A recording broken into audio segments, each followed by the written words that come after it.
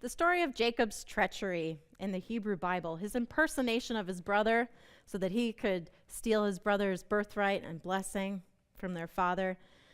Stories like this, they continue to hold meaning for us thousands of years after they were written because unfortunately, we can relate, right? Relationships can be messy, contradictory, unjust. People who do bad things may win. And that relationships today are just as complicated, messy, and unjust as they were back when the Hebrew Bible was being written. Messy, like when Jacob stole his brother's blessing, no one in his family really cared that much. His dad, who many think in the text, you could kind of hear that he kind of guessed throughout that this might actually just be Jacob. Why else was he reaching to smell him? And he asked him several times, right? And not their mother either. She came up with the idea in the first place and even helped Jacob. She told him how to do it and helped him. Esau was the only one who was really mad, and his inheritance gone, just like that, because of some words that his father spoke. And so he said, "Don't you have some words for me? Can't you bless me? If you can do all that with your words, can't you do something else with your words?" And his father wouldn't, and he didn't. Instead, his father sends Jacob away so that he can find a more honorable wife in another land. And Esau swore he would kill him when he had the chance. Relationships and families have been complicated for as long as families and relationships have existed. And that brings me some comfort to know we are humans. This is all a part of our lives.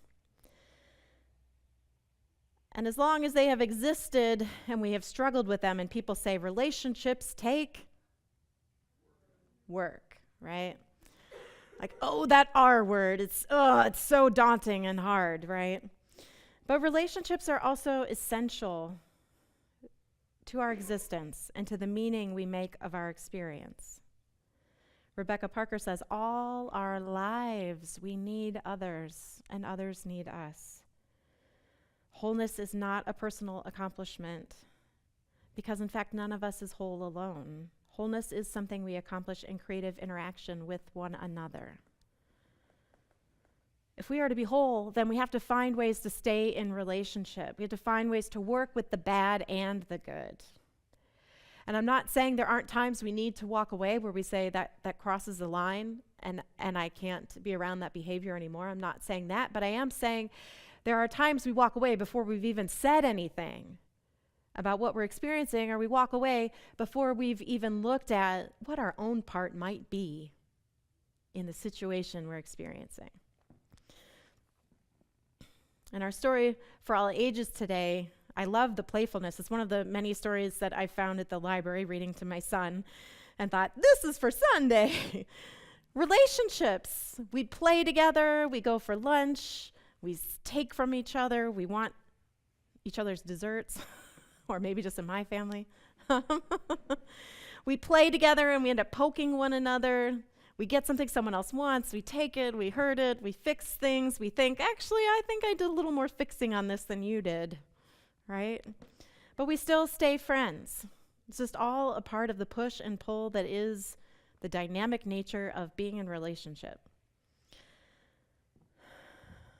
I remember sharing with a spiritual director in my 20s over and over again the same story about how I was miserable because a former partner of mine at the time was depressed and unavailable. And I kept talking about the ways in which he wasn't showing up for me, the things that I had to do, all the coping I was doing, all the strategies. And she just stopped me and said, "Erin, what are you doing? Are you giving him the love you want him to give you right now? Are you caring for him when he's struggling? You know, he's dealing with depression. Are you being kind and loving to him? Are you available?" And I thought, wow, she didn't hear a word I said. Obviously, because then she would know that he started it, right? I wouldn't have to be figuring out any of these things to do or how to be loving and kind if he just would stop his behavior in the first place. So there's that. I can't tell you how many times I fall into that pit of really feeling justified with not looking at my part because I'm way too interested in what someone else is doing. Many times I wanted to find a different spiritual director, someone who could empathize and who could relate to what I was going through, but it turns out that she could. She knew the pain and the suffering of when we think that our ability to be okay is dependent on what someone else does. She knew that when we say, I don't have a choice, there's nothing I can do here, the problem is located in that person, and now I'm just tied to it. That when we do that, we give up our own choices, we give up our own agency, and we settle into being a victim without even realizing what we're actually doing to ourselves. She suggested that I read about resentment, which I did, even though I didn't have any resentments until that moment. And I read this page, number 74, in The Courage to Change from Al-Anon, which is a 12-step program for families and friends of alcoholics. And it says, one day, on a beautiful day, a man sat down under a tree, not noticing that it was full of pigeons. Shortly, the pigeons did what pigeons do best. The man shouted at the pigeons as he stormed away, resenting the pigeons as well as their offending material. But then he realized the pigeons were just doing what pigeons do, not because they're pigeons and not because he was sitting there. The man learned in the future to check the tree for pigeons before sitting down.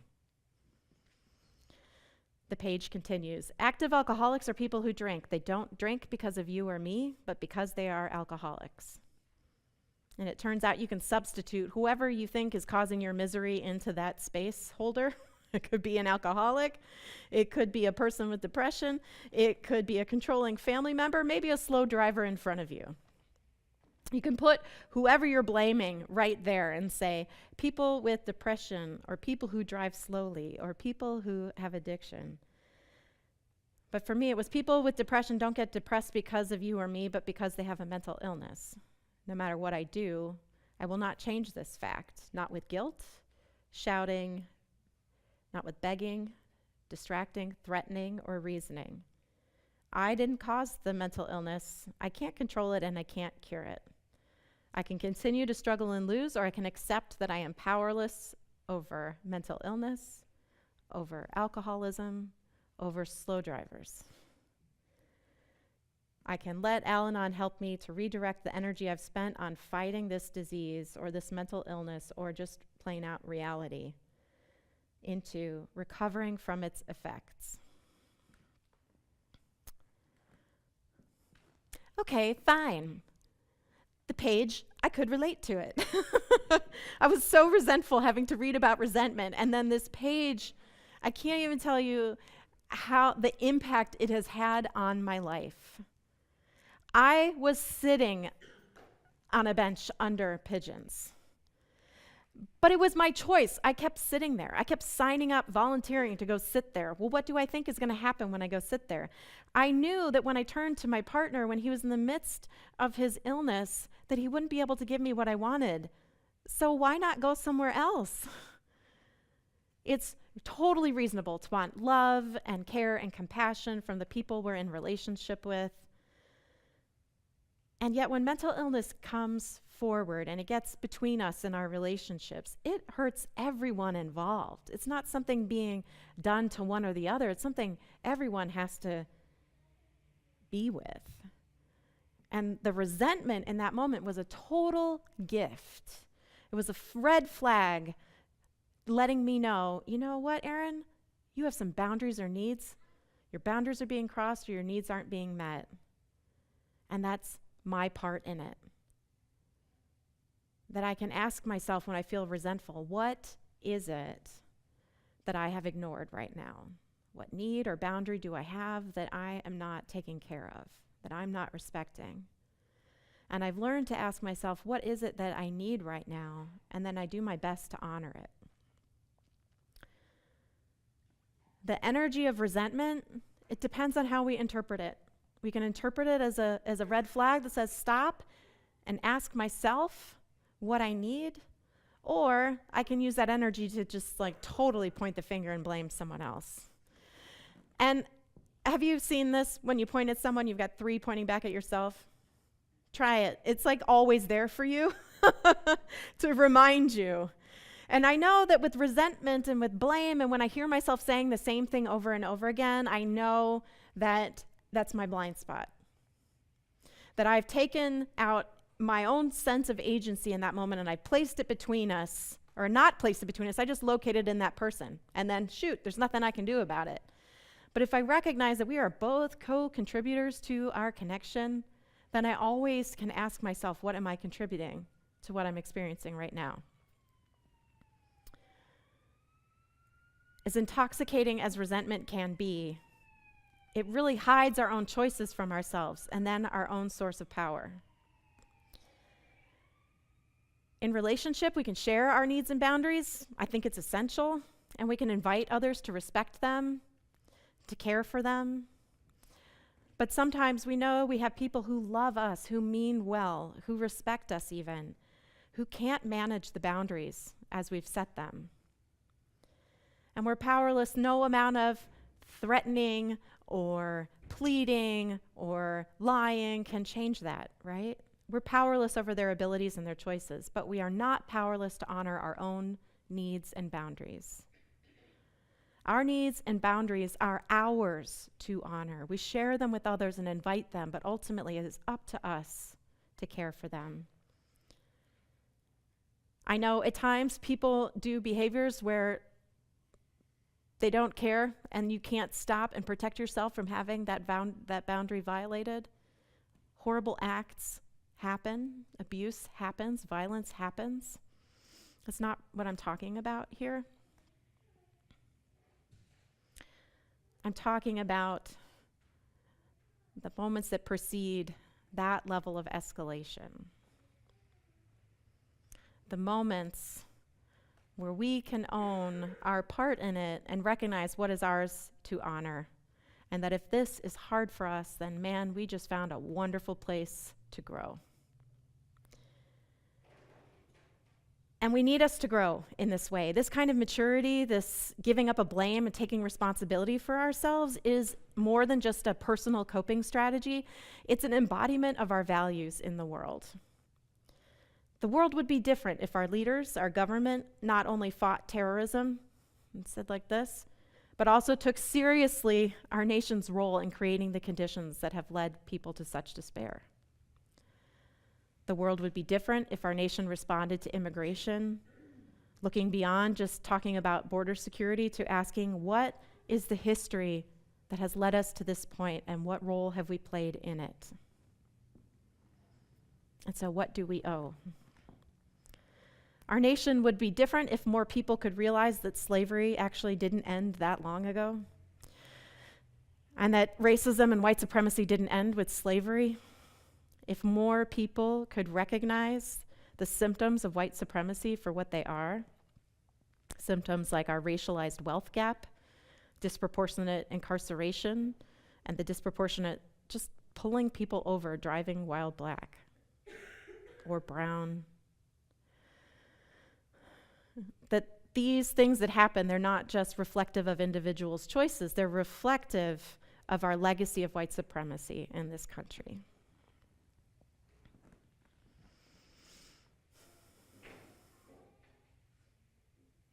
When it came time for Jacob to return home, Buechner says, Jacob had lived long enough in the hills in the north, long enough to marry and to get rich. He's a successful man, and as the world goes, he's a happy man. Old Isaac had long since died, and there's every reason to think that Esau is willing to let bygones be bygones. And when Jacob reaches the river, which is all that stands between him and the promised land, he sends his family and his servants ahead of him, but he remains behind to spend the night alone by the river. And that's when it happens. Out of the deep of the night, a stranger leaps. He hurls himself on Jacob, and they fall to the ground, their bodies lashing at one another in the darkness. It's terrible enough not to see the attacker's face for Jacob, but the attacker's face, his strength is even more terrible, the strength of more than a man.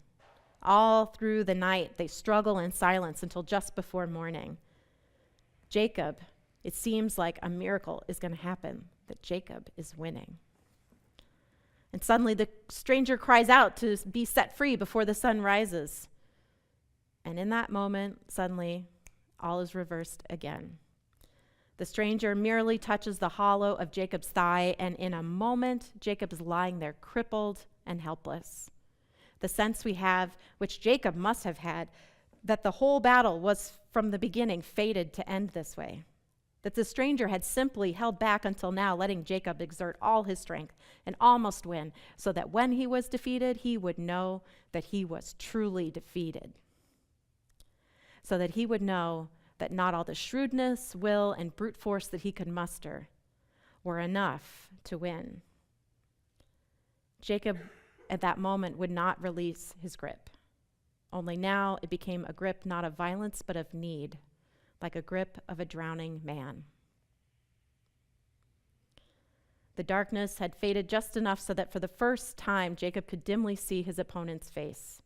And what he sees is something more terrible than the face of death. The face of love. It is vast and strong, half ruined with suffering and fierce with joy. The face a man flees down all the darkness of his days until at last he cries out, "I will not let you go unless you bless me." Not a blessing that he could have by strength or cunning or force of will, but a blessing that he can only get as a gift.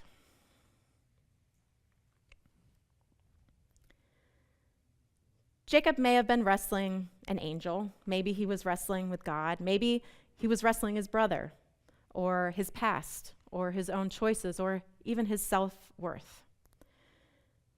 Any one of us may be wrestling with any or all of those things right now. And Jacob would not let go until he is blessed. And so it is with us. We can't be free if we're wrestling and holding on to others with angry, resentful hands. We can't be free if we're drinking the poison of resentment, hoping another will die. We may not forgive what has happened, but we may choose to set down the pointing and the blame. We may set down our own self-justification, our own victim stance, and instead choose to find ways to care for ourselves, to tend to our own wounds, to speak our needs, to choose healing. This was by far the most important learning of my life, that in that moment, this woman called me out on my own self-absorption and invited me to see what it means to truly resent and to play a victim, to give up our sense of agency. The shortest way out of suffering isn't waiting for someone else or hoping and thinking, well, if only they would do this or that, or, good luck with that. It can be so compelling to hold on to really justify the hurt that someone else has given us as a reason to not do our own work, where we will not let go until we're blessed. But it is only in that letting go, in that transformation of opening our hands, that we can receive a blessing. When we choose to open those clenched fists and choose love instead, that is where we can be people of faith, people of trust, people of love.